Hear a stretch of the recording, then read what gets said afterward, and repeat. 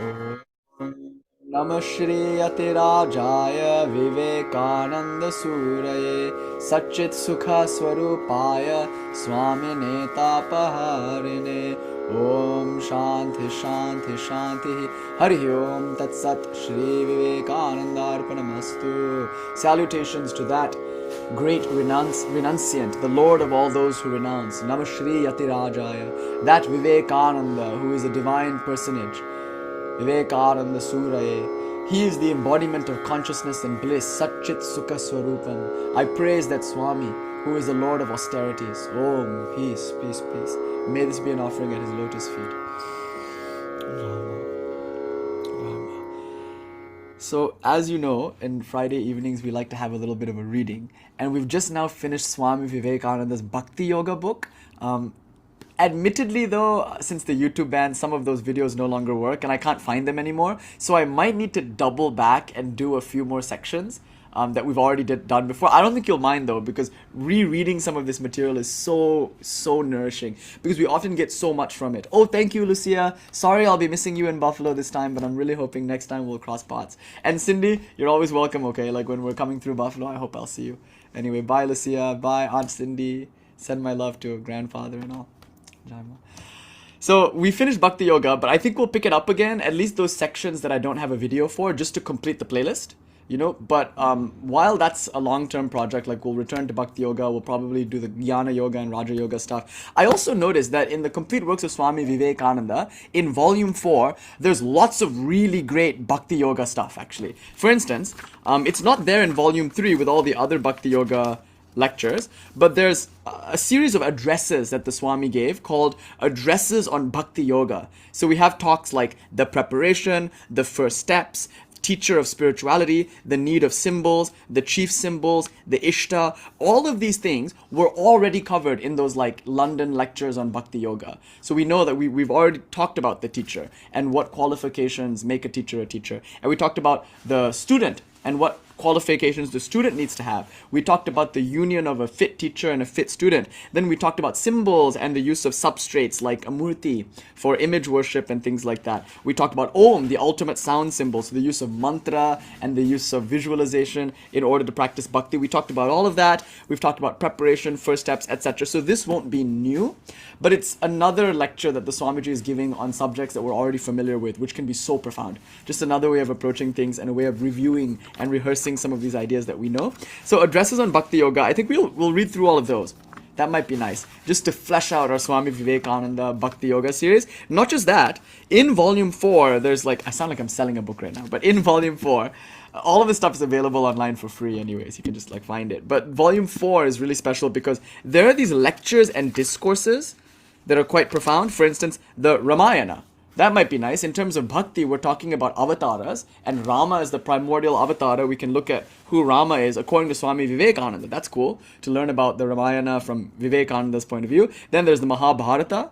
That's where we meet Sri Krishna and we learn about the Gita and whatnot. So that's there. And then there's a lecture called The Thoughts on the Gita, which is a profound lecture. Then there's the story of Jada Bharata. That's from the Bhagavatam, and the story of Prahlada. These are two stories from the Bhagavata Purana, one of the greatest books of devotional literature ever. Like in the Bhagavata, we meet Sri Krishna, and it's in this book that we get the Ras Leela, you know, the famous incident where Krishna makes love to all the gopis in the forest. That's there in the Bhagavata. We learn about that romantic tryst and how all the gopis just like leave their pots and pans behind and run into the forest because they're maddeningly entranced by the flute player.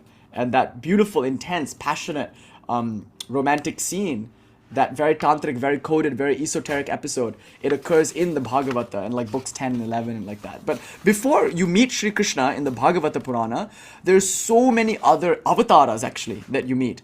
And there are many important devotees like Prahlada, perhaps one of the most important voices in the Bhagavata, because Prahlada is the one who reveals to us the 9 steps of bhakti. The Nava Bhakti Sadhana. So we learn how bhakti is all about Shravana, listening, Smarana, remembering, Kirtana, like that. Like we learn all these various bhakti practices from the lips of Prahlada, who, make no mistake, is a demon. Right? He's an asura. And he's born in an Asura family to Hiranyakashipu, who is this tyrant, this great Asura tyrant. And he is unlike his father, and he's unlike all of his schoolmates, because he loves God, whereas his family hates God. So it's kind of like what it would be like to be born as a spiritual person in like a family of materialist atheists, or to be born a worshipper of Kali in like a ultra-orthodox Christian sort of like, many people have this experience. I'm not saying these people are demons and that you're like the angel. It could be the opposite. But I'm saying like sometimes we find that we have a difficult family situation. And so with Prahlada, it was really difficult for him. Like he loved God, but he was born in an environment in which that was not encouraged. And in fact, in one in which it was actively persecuted. So it's a beautiful story of like martyrdom, of Prahlada and his love for the divine, and how he teaches his schoolyard students.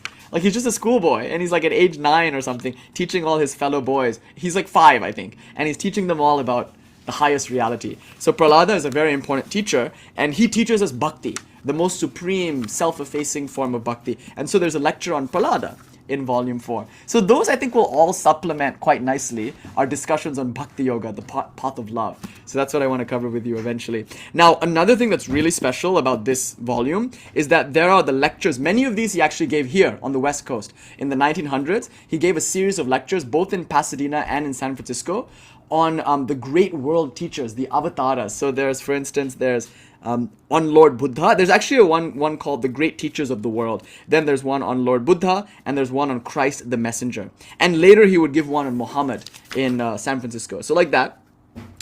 In this volume, you're getting these beautiful like bhakti type lectures. And this is towards the end of Swami Vivekananda's life. So this is when he's in his like crazy madman of God phase, where he's just like an hour and a half late to lectures and he doesn't even care.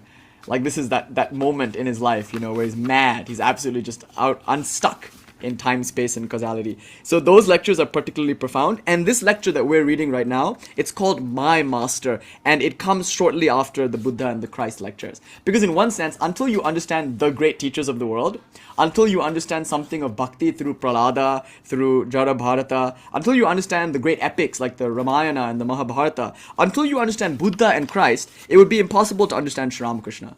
Because he is what the Christ was, what the Buddha was, what is expressed in the Ramayana, the Mahabharata, in the Gita, like that. So all of that is quite important actually in understanding my master. And maybe Indian religious thought, which is something he gave in front of the Brooklyn Ethical Society, I believe, in New York in 1896. That's also really important to understand Sri Ramakrishna. So there's all this stuff, the basis for psychic or spiritual research. That's more of like a Raja Yoga kind of thing, but that's a really cool lecture because he's speaking to like Western scientists, if you will, and telling them that religion is as scientific as any scientific process. In fact, more so. But this is, I think, one that is so special on art in India. That's a really cool lecture where Swamiji talks about his aesthetic theory. So stuff like that, there's good stuff. But also, there are his poems.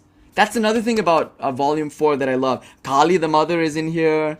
The Song of the Sannyasin is in here. Hold On Yet a While, Brave Heart. It sounds like a jukebox where you're like selecting a song and you put a coin in. It's like that. There are all these good poems. Some of them are in Bengali.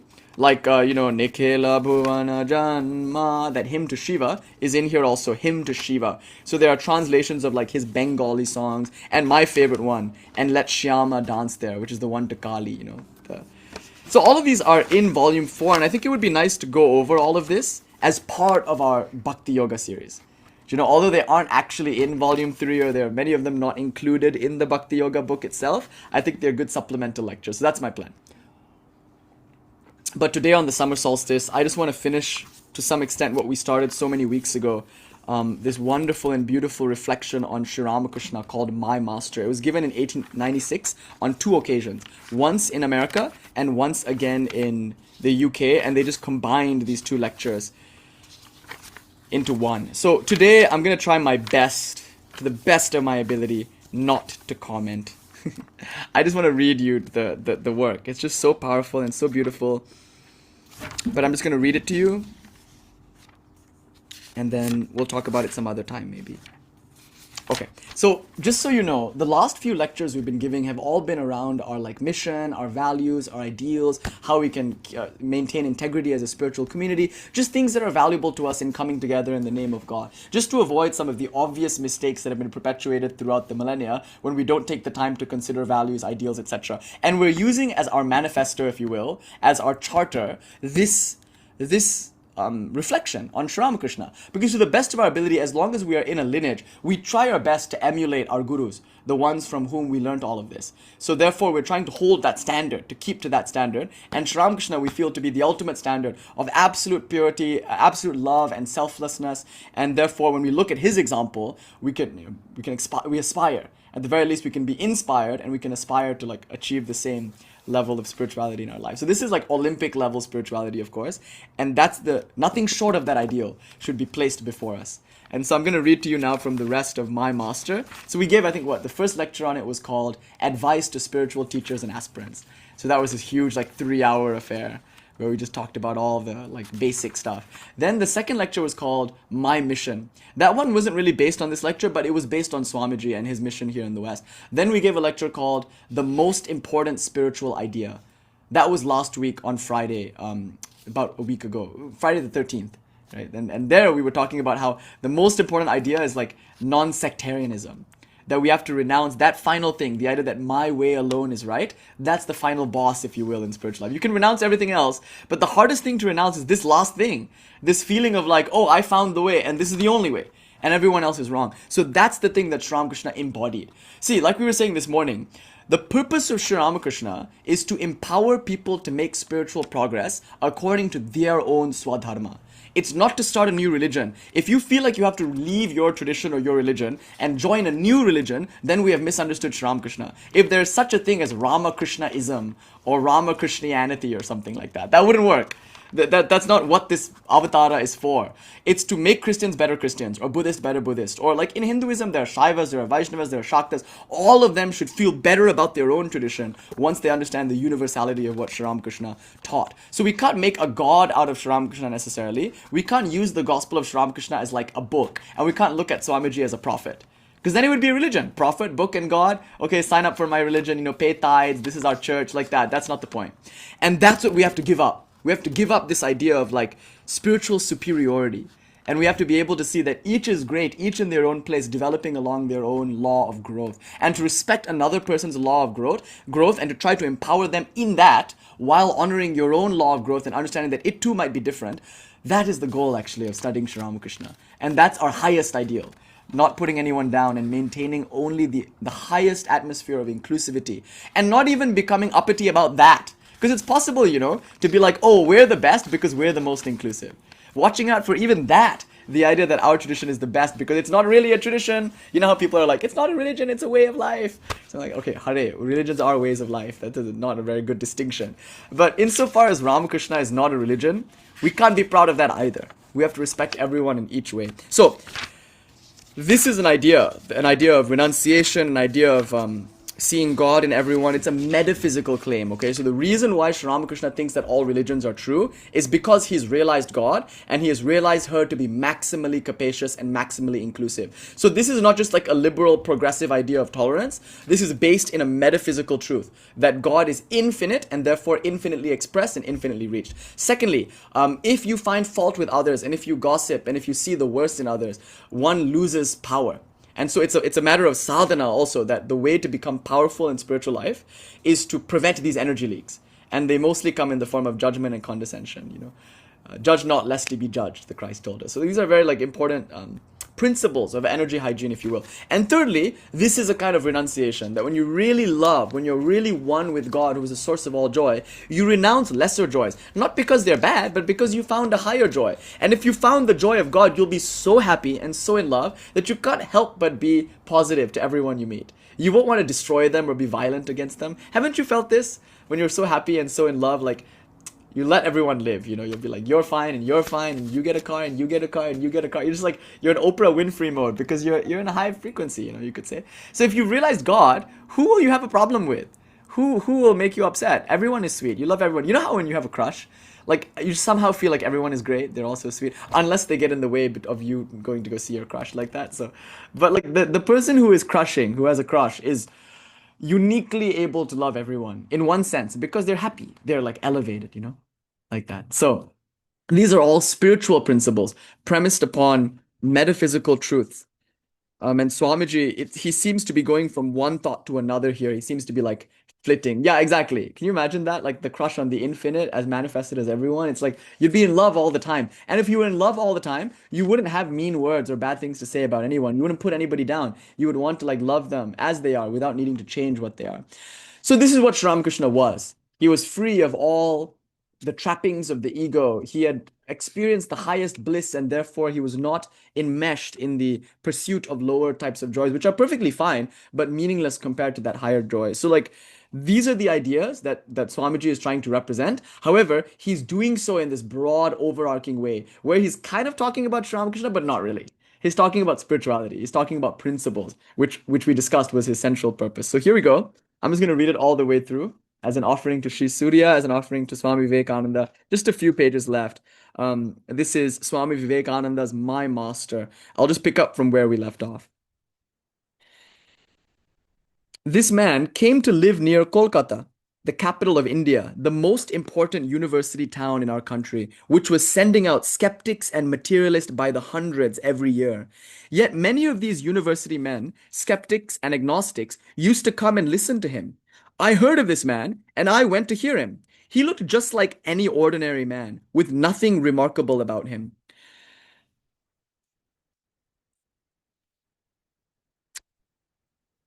I can't resist. So that's another value, I think, in our tradition that's quite important to us, in that spirituality should not be about show. And so one thing you'll notice is that there's a kind of lack of external trappings, you know? There's not this desire to like wear the costume. So you'll see a lot of the people in the Ramakrishna tradition, they try their best to keep their spirituality inside, and outwardly they might present as a very ordinary kind of person, you know? So I think you might be surprised by the depth of spirituality in some of these people because they're not appearing in the way that you expect a spiritual person to appear. They might speak the most grounded, logical, reasonable language. They're not going to text you grand rising or something like that generally, you know. They might not have big jata and they might not have rudraksh all over the place. Generally, they won't wear all of these things. Like they could, they might. There's nothing wrong with that. But generally, there's this kind of like feeling of I don't know what it is, a simplicity almost. And that's the thing with Sri Ramakrishna that surprised Swamiji. He's like, he looked like an ordinary fellow, and there was nothing remarkable about him in his appearance. And that is itself quite remarkable. You know, it's like he has no desire to show anything. There's no pretense. There's no desire. Like some people come into money for the first time. They want to make sure you know that they have money. Mostly because they don't even know that they have money. They're so lucky to have money now that they want to make sure everyone knows. So a person who has had really has money, who's like really rich, doesn't need you to know that. They're okay with, you know, like sometimes you get this sense when a person is secure, they no longer need to flaunt what they feel that they have, you know. So Sri Ramakrishna wasn't the showy type. Okay, I'm gonna stop. Otherwise, I'll never get through this whole thing. It's just you get these little things. There's such little things that you can see that are so important to us, but that are coming through in this lecture in such a nonchalant way. So anyway, sorry. He looked like anyone else. There's nothing remarkable about him, and he used the most simple language. And I thought, can this man be a great teacher? I crept near to him and asked him the question which I had been asking others all my life. Do you believe in God, sir? Yes, he replied. Can you prove it, sir? Now, this is the clincher. Yes. How? Because I see him just as I see you here, only in a much intenser sense. That impressed me at once. For the first time, I found a man who dared to say that he saw God, that religion was a reality to be felt, to be sensed, in an infinitely more intense way than we can sense the world. I began to go to that man every day, and I actually saw that religion could be given. One touch, one glance can change a whole life. I have read about Buddha and Christ and Muhammad, about all those luminaries of ancient times, how they would stand up and say, Be thou whole, and the man became whole. I now found it to be true. And when I myself saw this man, all skepticism was brushed aside. It could be done. And my master used to say, religion can be given and taken more tangibly, more really than anything else in the world. And that's what the last week's lecture was about. I know, this week, Monday night lecture, we talked about Shaktipata and giving religion the way one would give a flower. So religion can be given and it can be taken um, more tangibly, more really than anything else in the world. Be therefore spiritual first. Have something to give and then stand before the world and give it. Religion is not talk or doctrines or theories or societies, nor is it sectarianism. Religion cannot live in sects and societies. It is the relation between soul and God. How can it be made into a society? It would then degenerate into business. And wherever there are businesses and business principles in religion, spirituality dies. Religion does not consist in erecting temples or building churches or attending public worship. It is not to be found in books or in words or in lectures or in organizations. Religion consists in realization. As a fact, we all know that nothing will satisfy us until we know the truth for ourselves.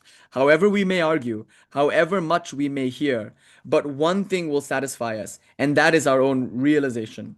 And such an experience is possible for every one of us if we will only try.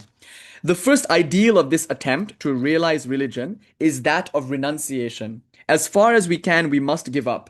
Darkness and light, enjoyment of the world and enjoyment of God will never go together. Ye cannot serve God and mammon. Let people try it if they will, and I have seen millions in every country who have tried, but after all, it comes to nothing.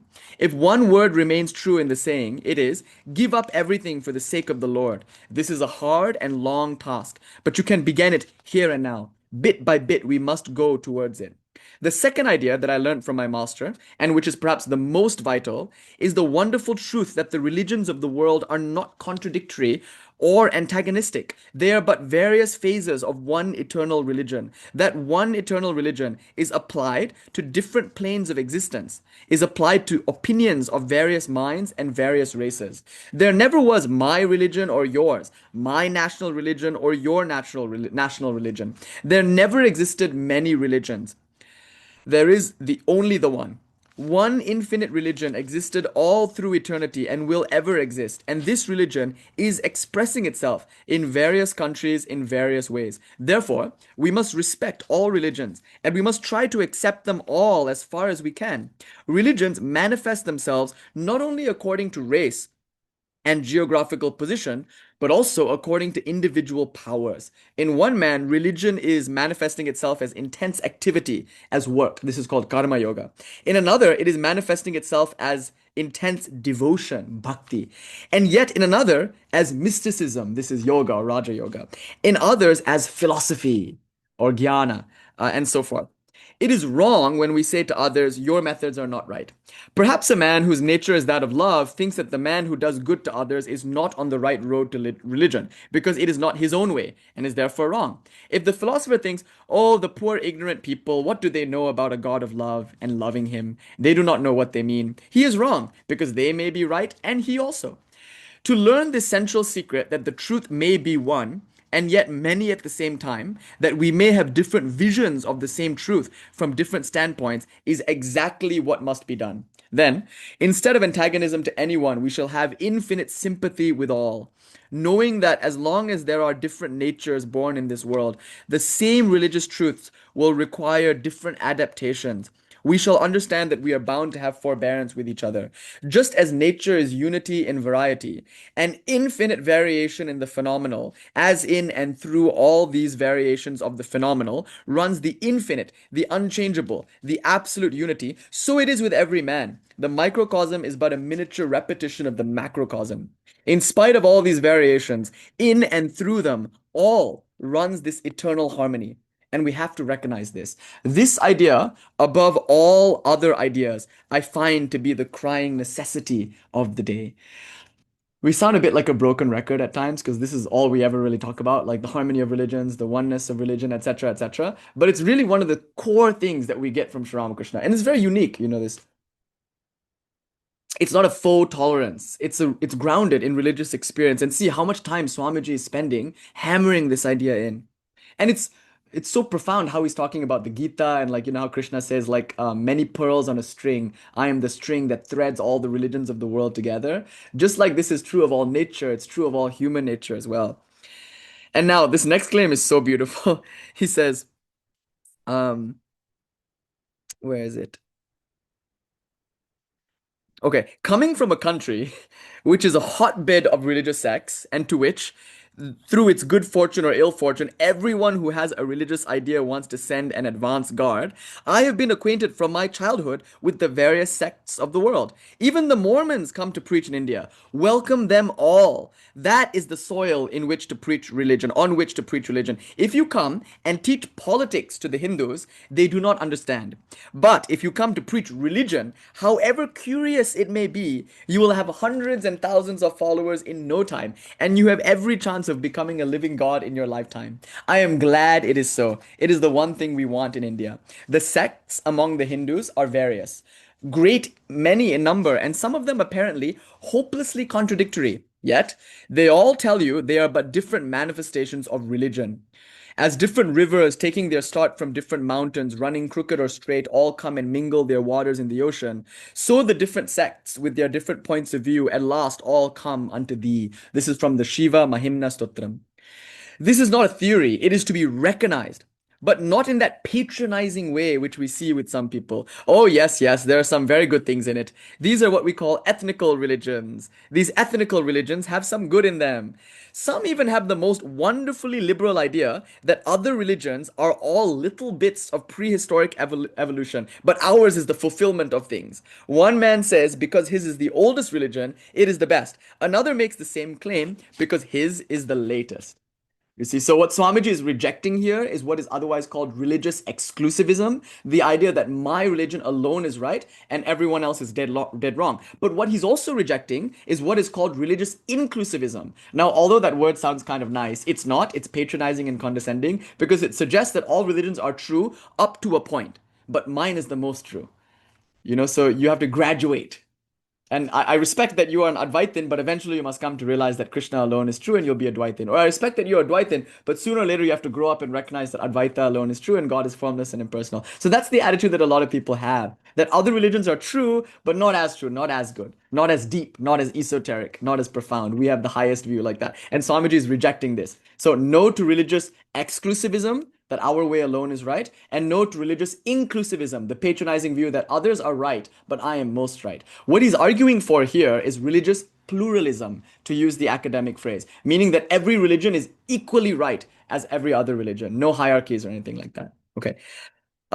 We have to recognize that each one of them has the same saving power as the other.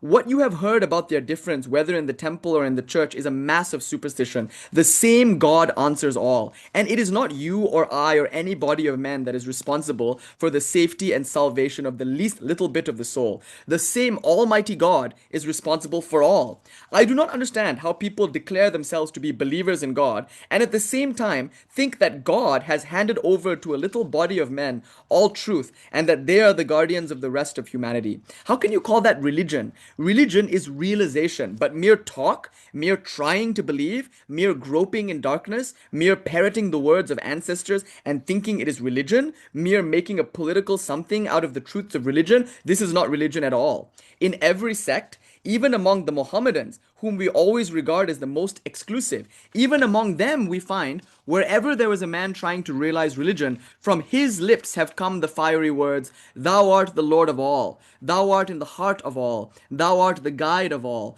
Thou art the teacher of all, and Thou carest infinitely more for the land of Thy children than we can ever do. Do not try to disturb the faith of any man. If you can, give him something better. If you can, get a hold of a man where he stands and give him a push upwards. Do so, but do not destroy what he has. The only true teacher is he who can convert himself, as it were, into 1,000 persons at a moment's notice. The only true teacher is he who can immediately come down to the level of the student and transfer his soul to the student's soul and see through the student's eyes and hear through his ears and understand through his mind. Such a teacher can really teach, and none else. All these negative, breaking down, destructive teachers that are in the world can never do any good. And notice most religious teachers are like this. They have to break you out of what you think in order to get you to think what they want you to think. But here it's kind of like, why can't you just think what you want to think? And let me try to think through your lens and see if I can offer something that can help you there. In the presence of my master, I found that man could be perfect, even in this body. Those lips never cursed anyone, never criticized anyone. Those eyes were beyond the possibility of seeing evil. That mind had lost the power of thinking evil. He saw nothing but good. That tremendous purity, that tremendous renunciation is the one secret of spirituality. Now, you guys, this is where we flip the idea of renunciation on its head because so many people in the world, they wear orange and they act like they've renounced everything, right? They allegedly don't have any possessions. They're like, they've taken vows of celibacy and vows of poverty. They live in ashrams and whatnot. But inwardly, they're judging everyone. Inwardly, they're seeing evil here, seeing evil there. Don't you know how in this world there are so many people who outwardly seem to be renunciants, but inwardly they are full of their own ideas and opinions and condescensions? What Sri Ramakrishna is demonstrating here is that real renunciation is this purity. When you're truly renounced, when you're truly pure, you will only see everything else as pure. Impurity and evil will never occur to someone who is themselves pure and good. Do you see? There must be some quote unquote impurity in you, some unresolved nonsense in you. There must be some problematic elements in you for you to at all be able to see it in others. And so this is a deep and high teaching. Obviously, we have to talk about boundaries, etc. But even if you have to set a boundary around someone, you don't necessarily regard them as evil or bad. You don't necessarily condemn the tiger for being a tiger. Similarly, we don't condemn one another for needing some space away from them. Like it's like I love you, but don't ever come to my house again and don't call my number. But you're still God and I love you. Like there's nothing wrong with you. It's not like because you're problematic, therefore you shouldn't call me. No, you're perfect. You're an angel. You're perfect. It's just that you can't call me anymore. Something like that. You can still have boundaries. You can still recognize that the tiger is a tiger and might eat your face, but you don't have a problem with it. So Sri Ramakrishna, he's demonstrating what purity looks like. We talk about this word all the time, but here is a living example of a person who is fully pure. Those lips never cursed anyone, nor even criticized anyone. Those eyes were beyond the possibility of seeing evil. The mind had lost the power of thinking evil. He saw nothing but good. And this is the tremendous secret of spirituality. Neither through wealth nor through progeny, but through renunciation alone is immortality to be reached, says the Vedas. See all that thou hast and give it to the poor and follow me, says the Christ. So all great saints so sell all that thou hast and give it to the poor and follow me, says the Christ. So all great saints and prophets have expressed it and have carried it out in their lives. How can great spirituality come without that renunciation? Renunciation is the background of all religious thought, wherever it be. And you will always find that as this idea of renunciation lessens, the more will the senses creep into the field of religion, and spirituality will decrease in the same ratio. This is a very sophisticated discussion about renunciation and how it's directly proportional to religious progress. But here, notice how subtly we're choosing to define renunciation. It can mean whatever you want it to mean, but at least here in this context, it means renouncing the idea that I am better or worse than anybody else. It means renouncing that other people are not God. So if you want to know how Swamiji defines renunciation, which is very different from the common normal way that we choose to define it, you should check that essay, see that speech called God in Everything. It's in volume 2. We will eventually cover it at some point, but it's like a magnum opus type speech where he says most religions are just giving us dry suicidal advice, trying to squeeze all the joy out of life and making you feel guilty and ashamed and impure for just like eating chocolate cake or something like that. It's not like that. What we need to renounce is the idea that things are not God. That's the only thing we need to renounce. And that might fundamentally change the way we treat each other and how we handle money and how we move about in the world. Like all that other stuff that we associated with renunciation comes almost automatically when we can do this one thing: renounce the idea that there is anything that is not God. And so here what Swamiji is saying is that the test of renunciation is this purity. And the test of this purity is, are we condemning people? Are we seeing evil, hearing evil, saying evil? Because I have to have evil to be able to see it. I have to have sin to be able to see it. But if I'm pure, if I've accepted myself fully, then I should be able to do the same for everyone. See, that's a beautiful idea. That man was the embodiment of renunciation. In our country, it is necessary for a man who becomes a sannyasin to give up all worldly wealth and position. And this my master carried out literally. There were many who would have felt themselves blessed if he would only have accepted a present from their hands, who would have gladly given him thousands of rupees if he would have taken them. But these were the only men from whom he would turn away. He was a triumphant example, a living realization of the complete conquest of lust and of desire for money. He was beyond all ideas of either. And such people are necessary for this century. Such renunciation is necessary in these days when people have begun to think that they cannot live a month without what they call their necessities, and which they are increasing out of all proportion. It is necessary in a time like this that a person should arise to demonstrate to the skeptics of the world that there yet breathes a man who does not care a straw for all the gold, for all the fame that is in the universe. There are yet such men. So this idea that he's a triumphant example of everything that is diametrically opposed to our consumer capitalist culture. He's like the opposite of this insatiable consumption habit we all have that's destroying the environment, destroying one another, and creating wars. Like, you could trace all the wars in the world back to this basic instinct of trying to increase wealth and enjoy pleasure. You see, like, if I want pleasure and if I want wealth, sooner or later, that the degree to which I want those things will lead me to more and more radical actions, which ultimately culminate in war, destroying nature. I'm happy to pull whatever I can from the earth because I need that money, you see. And why do I need that money? So I can enjoy Sudafed and blow and go to parties and things like that. That's all great. And that's part of the Leela, part of the adventure. But in this consumer capitalist environment, in which it seems like our value is defined by what we own or how many followers we have, where our lives are defined by the materialistic pursuit of pleasure and plenty, there yet breathes a man who is a triumphant example of what it means to not care a straw for all the gold that the world has to offer. That's a wonderfully inspiring idea. And we too can live up to that. Ah, yes. The other idea of his life was intense love for others. Ah, this is sublime. The first part of my master's life was spent in acquiring spirituality, and the remaining years in distributing it. People in our country have not the same customs as you have in visiting religious teachers or a sannyasin. Somebody would come to ask him about something. Some perhaps would come hundreds of miles, walking all the way, just to ask one question, to hear one word from him. Tell me one word for my salvation. That is the way they come. By the way, some of you understand what he means here. He's talking about Diksha. Some people will come a long way just to hear him give them a mantra. So this one word for my salvation means mantra. Not necessarily, but I think that's what Swamiji is referring to. And people would come at all hours, all throughout the day, all throughout the night. They would walk for days, for months, for years to come and see him so they could get this one saving word, this one mantra.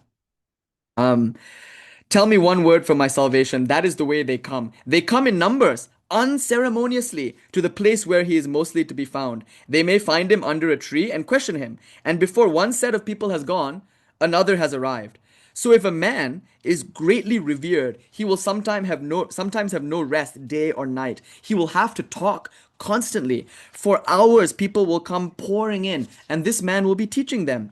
So men came in crowds to hear him, and he would talk 20 hours in the 24, and that not for one day, but for months and months, until at last the body broke down under the pressure of this tremendous strain. The thing you have to remember is that, again, it's not about words, it's not about doctrines. When one teaches spirituality, they try as much as they can to give of themselves, not ideas or words or doctrines or anything, but prana. And that prana comes from God, but it is a tremendous strain on the body and mind to be talking unceasingly all day, all night, to crowds of people. It's almost like you absorb their karmas, to use that language. There's a kind of vicarious atonement here.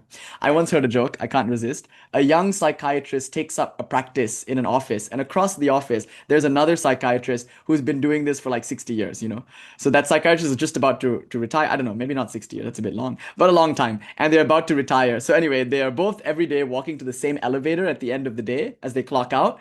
And so this young psychiatrist, within a week, is losing it. He's like pulling his hair out of his head. He's like, oh my God, like I'm just absorbing so much. This is such a difficult job. But every day, at the end of the day, he's exhausted. But then he sees his older counterpart, who's perfectly light and happy and smiling. And they both make their way to the elevator, and the young psychiatrist is dejected, deflated. And the older one is just smiling, whistling. So at the end of that man's career, this man decides to ask him a question.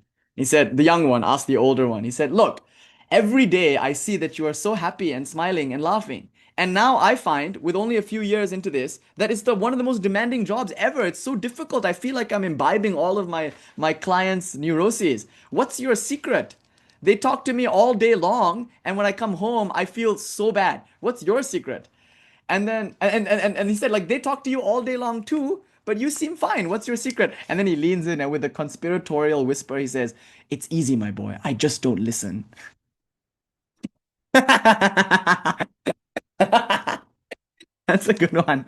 I like So sometimes it's not really talking. Sometimes it's the listening. You hear people's stuff and you like hold space for them or whatever. And like that really is a strain on the body. And not just for days, but for months and months and months on end. And that was a tremendous strain on his body. So see, his intense love for mankind would not let him refuse to help even the humblest of the thousands who sought his aid. Gradually, and you can think of the Buddha here, who on his last day, with his dying breath, gave that instruction to some rando.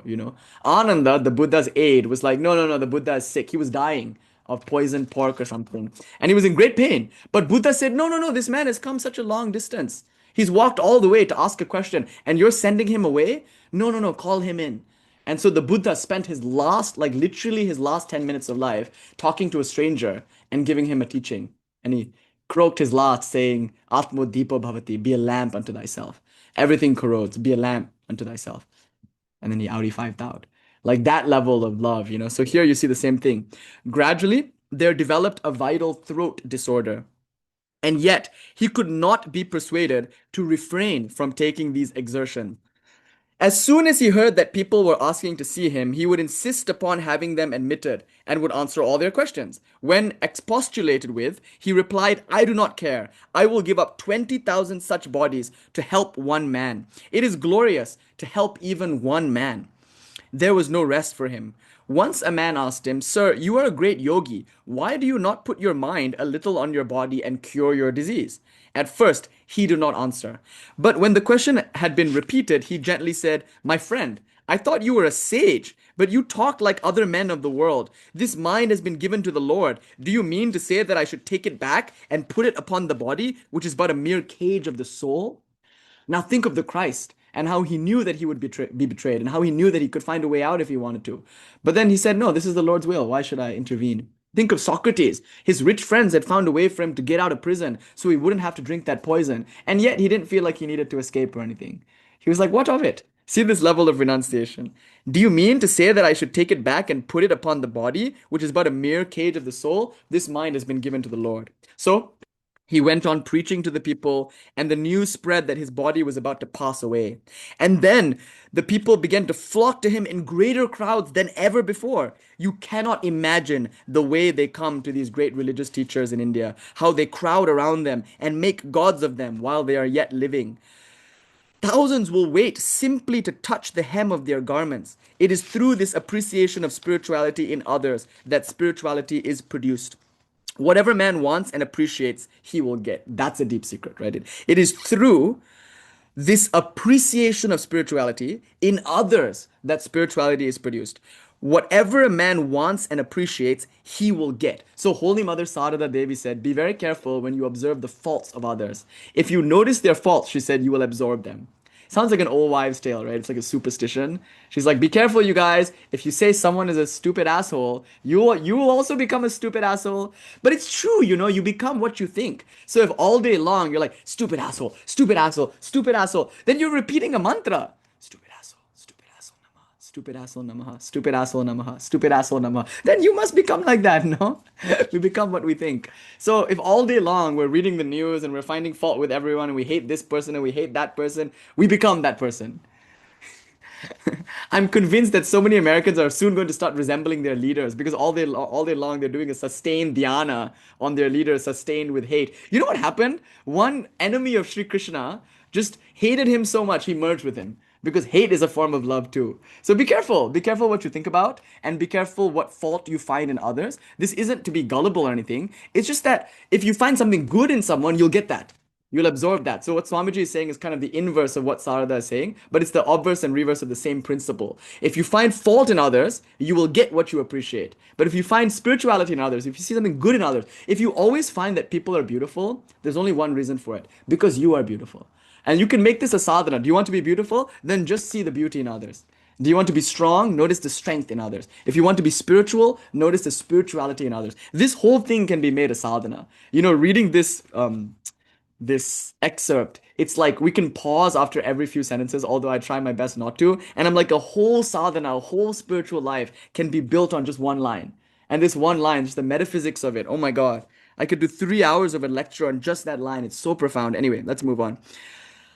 Whatever a man wants and appreciates, he will get. And it is the same with nations. If you go to India and deliver a political lecture, however grand it may be, you will scarcely find people to listen to you.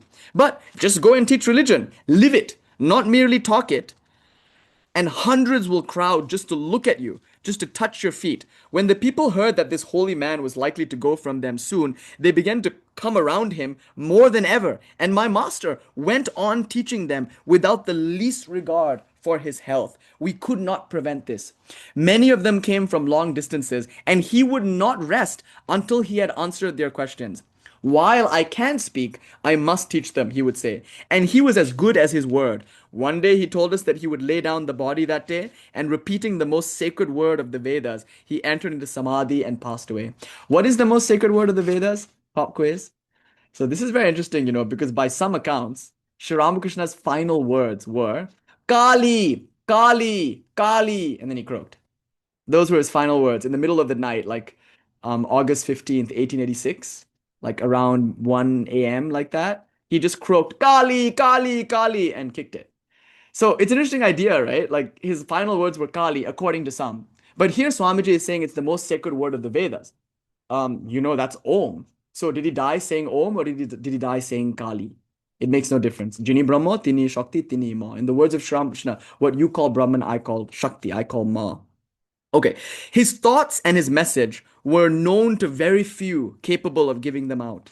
Among others, he left a few young boys who had renounced the world and were ready to carry on his work. Attempts were made to crush them, but they stood firm, having the inspiration of that great life before them.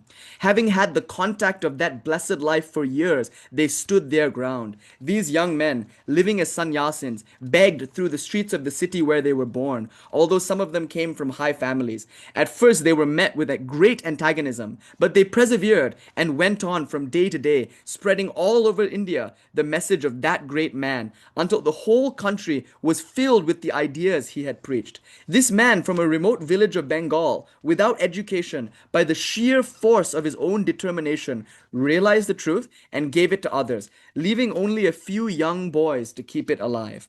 Today, the name of Sri Ramakrishna Paramahansa is known all over India to its millions of people. Nay, the power of that man has spread beyond India. And if there has ever been a word of truth, a word of spirituality that I have spoken anywhere in the world, I owe it to my master. Only the mistakes are mine. This is the message of Sri Ramakrishna to the modern world. Do not care for doctrines. Do not care for dogmas or sects or churches or temples. They count for little compared with the essence of existence in each person, which is spirituality. And the more this is developed in a person, the more powerful will they be for good.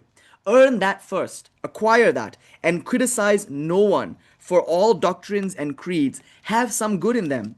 Show by your lives that religion does not mean words or names or sects, but that it means spiritual realization. Only those can understand who have felt. Only those who have attained spirituality can communicate it to others, can be great teachers of mankind. They alone are the powers of light. The more such men are produced in a country, the more that country will be raised. And that country where such men absolutely do not exist is simply doomed. Nothing can save it. Therefore, my master's message to mankind is, be spiritual and realize truth for yourself. He would have you give up for the sake of your fellow beings. He would have you cease talking about love for your brother and actually set to work to prove your words. The time has come for renunciation, for realization, and then you will see the harmony in all the religions of the world. You will know that there is no need of any quarrel, and then only will you be ready to help humanity. To proclaim and make clear the fundamental unity underlying all religions was the mission of my master. Other teachers have taught special religions which bear their names, but this great teacher of the 19th century made no claim for himself. He left every religion undisturbed because he had realized that in reality they are all part and parcel of one eternal religion. Jai Shri Ramakrishna, Jai Swamiji, Jai Ma Sarada Devi Ki Jai.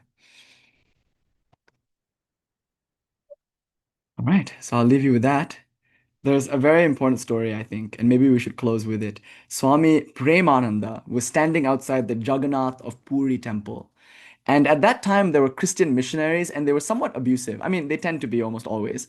But in this case, the Christian missionary was preaching against the temple and trying to tell Hindus not to go in and worship Jagannath. And, kind of like how they stand outside the abortion clinics, the Westboro Baptist or whatnot, like so it's like that. Now, Premananda felt that this was just not okay. They can preach in their churches if they like. They can preach on the streets if they like. But to come to the doors of a temple and abuse all these sweet temple going devotees and violently force their religion down their throats, that was not okay. So Swami Premananda, at the end of the day, he's still a direct disciple of Sri Ramakrishna. So he's not going to go there and scold the guy and fight him or something. Instead, he chose to raise an opposite vibration. Not an opposite vibration, but a kirtan. He started singing Hare Krishna, Krishna Krishna, Hare Hare with the call. He started dancing and singing, and he flushed out the preacher. Everyone whipped up into a religious fervor, and they got so loud that nobody could hear the preacher anymore. And when the preacher realized that his words were being subsumed and silenced, he went away. Then comes a very important moment. This is a stunning moment. Later that night, Swami Premananda had a dream. And Sri Ramakrishna came to him in the dream and said, "What you did was not right. That was not okay. Don't you know? He was preaching my name as well. You had no right to do that to him." I mean, just think about that. And it seemed like what Swami Premananda did was right. He stood up for his own tradition, for his own religion, except it was a misunderstanding of Sri Ramakrishna. You see, just think about that. What a profound teaching. Um, yeah, Rama and Krishna are Satan. But that's the thing. Everyone is abusing. In India, all these people are coming and telling Hindus that their thousands and thousands and thousands of years of spiritual development are all in vain. Like they don't know anything. They're all superstitions, and you have to accept the word of the Christ, etc., etc., etc. So it makes sense for Swami Premananda to stand up and defend the temple and the temple goers from this violent, destructive teacher of religion. Except that was not what Sri Ramakrishna taught. And that's not what he thought. And that's not what he approved of. So Sri Ramakrishna appeared in the dream, and this is a very important story, and he told Swami Premananda that what you did was not right. Don't you know that he was preaching my name also? And so the very next day, Swami Premananda located this guy, actually, funnily enough. He asked around, and he found the preacher and apologized to him. You see, they might throw stones at us, but we will build a church and invite them in. Somebody once said to me, the Buddha gave a middle finger to the Hindus. And I say, the Hindus gave the Buddha a high five in response. That's the idea, that's the religion that Sri Ramakrishna preached, to help and not to harm, to teach and not to fight, to be a shining example of true unconditional love. People might call that weakness, but then again, we only see weakness when we ourselves are weak. This is strength, the real strength of understanding that everyone is right, each in their own way. So if you want to live in this life and teach Sri Ramakrishna, then you must give up the idea that you have something to teach, that you have some religion to fight for, that you have some sect or some organization or some institution to represent. There is no cause. The cause is the cause of everyone, of every religion. So that's the dharma, and it's left unto us now to work that out. And sometimes I feel like we are not here for our liberation because many will come afterwards who will enjoy the great feast that it is now given unto us to lay out for them. This is my religious feeling, that we are not here to do anything but serve at the dinner party, and we're just now making ready for all the guests. We're setting the table, and no one really knows yet about Sri Ramakrishna, not really, or the people who think they know don't really know. And we have to spread this idea, not to defend the man or the organization or the lineage or the religion, but to defend the idea of all religions. This new idea, this harmonizing principle should be made available to every man, woman, child, person. Like Advaita should be taught to everyone. The Advaita that includes Dvaita and Dvaita, Dvaita. And now all we have to do is spend every last breath laying the table, preparing for the feast, giving our lives so that for hundreds of years to come, people after us can come and just enjoy this wonderful religious utopia in one sense. So that's the work before us. It'll never happen because, Ma's Leela is such that the world will never be utopic, it'll never be pure, but that's no problem. That's the fun. And so we give our lives to it anyway. So, in the context of the Leela, this is the work that is given unto us. And I pray that on this summer solstice, with the sun at its highest point as my witness, that this body and this breath may be given wholly unto this work. I pray that I will never retire. I pray that I will never seek rest. I pray that I'll never seek to be consoled unless I first console. I pray that I can truly once and for all, give at least this life to the cause of Sri Ramakrishna and Swami Vivekananda, which is verily the cause of all religions and all spiritual traditions. May this be an offering to all beings. Om Shanti Shanti Shanti. Hari Om Tat Sat. Sri Ramakrishna Arpanam Astu.